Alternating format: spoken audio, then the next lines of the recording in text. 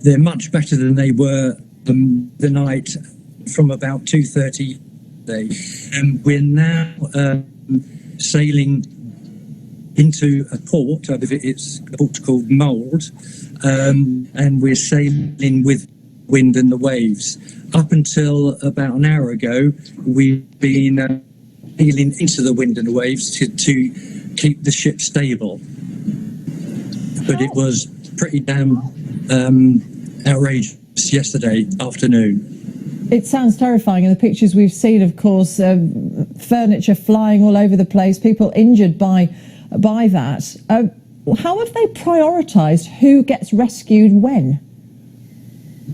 Well, seemed they didn't actually announce how they did it, but they seemed to take off the injured and infirm first, and then I think it was a cabin room lottery, because they would come into the muster areas and read out some cabin numbers and take those people off. It wasn't that frequent. I was surprised how there might be half an hour in between one call and the next. The taking them off by helicopter seemed to be a very slow process.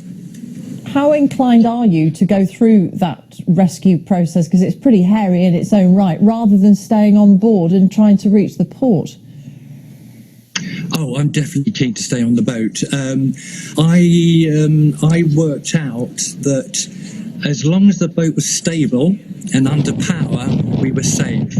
The idea of actually being hoisted up to a helicopter in those winds, I didn't like that idea at all. How well looked after have you? Safer on the ship. Yes. Well, sorry. How well looked after have you been on board the ship? Oh, the crew have been brilliant. They've been very calm. They've been very attentive. We've had volunteers who were paramedics from the States. I think there's a family of 14, and maybe they had a fireman in there, a paramedic, and a couple of other people. They took charge and made sure that people who were hurt were treated, people who needed their meds were told. They told them where their rooms were, so somebody could go and get their meds for them. We just had an improvised meal of rump steak, veal scallop, French fries, and prawns.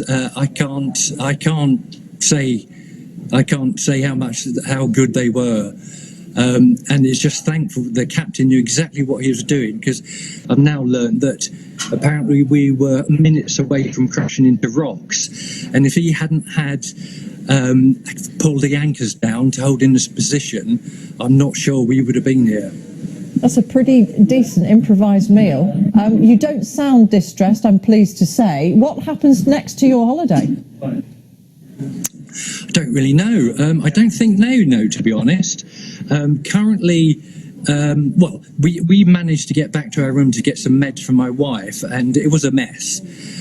We've been told that the cabin crew are going through those rooms and tidying them up, hope to get us back into our room so we can finish the journey into port, which should take about 3.5 hours.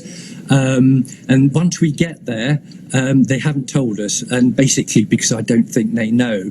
As far as I can tell, the port's tiny. I can only imagine maybe they'll take stock and wait for the weather to get better and sail us off to perhaps Stavanger, where we were meant to have our last call of port in Norway. Passenger Chris O'Connor.